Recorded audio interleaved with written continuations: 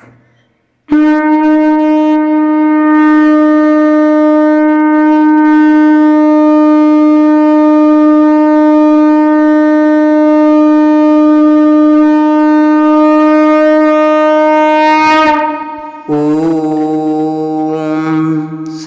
परमात्मने नमः। हरये नमः। श्री गुरुचरणकमलेभ्यो नमः। श्रीमद्भगवद्गीता अथ सप्तमोऽध्यायः। श्लोक 7, 8 एवं 9। श्लोक 7। मत्तः परतरं नान्यत् किंचिदस्ति धनंजय। मयि सर्वमिदं प्रोतं सूत्रे मणिगणा इव। मत्तः परतरं नान्यत् किंचिदस्ति धनंजय।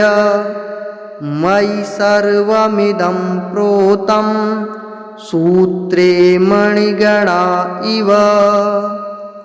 श्लोक 8।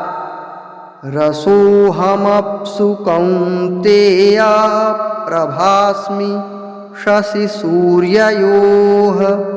प्रणवः सर्ववेदेषु शब्दः खे पौरुषं नृषु। रसोऽहमप्सु कौन्तेय प्रभास्मि शशिसूर्ययोः। प्रणवः सर्ववेदेषु शब्दः खे पौरुषं नृषु। श्लोक 9। पुण्यो गन्धः पृथिव्यां च तेजश्चास्मि विभावसौ।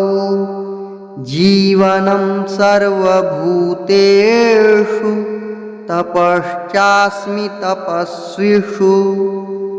पुण्यो गन्धः पृथिव्यां च तेजश्चास्मि विभावसौ। जीवनं सर्वभूतेषु तपश्चास्मि तपस्विषु। श्लोक 7। अर्थ। हे धनंजय, मुझसे भिन्न दूसरा कोई भी परम कारण नहीं है। यह संपूर्ण जगत सूत्र में सूत्र के मणियों के सदृश मुझ में गूंथा हुआ है। श्लोक 8 एवं 9 का अर्थ। हे अर्जुन, मैं जल में रस हूँ, चंद्रमा और सूर्य में प्रकाश हूँ, संपूर्ण वेदों में ओंकार हूँ, आकाश में शब्द और पुरुषों में पुरुषत्व हूँ। मैं पृथ्वी में पवित्र गंध और अग्नि में तेज हूँ तथा संपूर्ण भूतों में उनका जीवन हूँ और तपस्वियों में तप हूँ।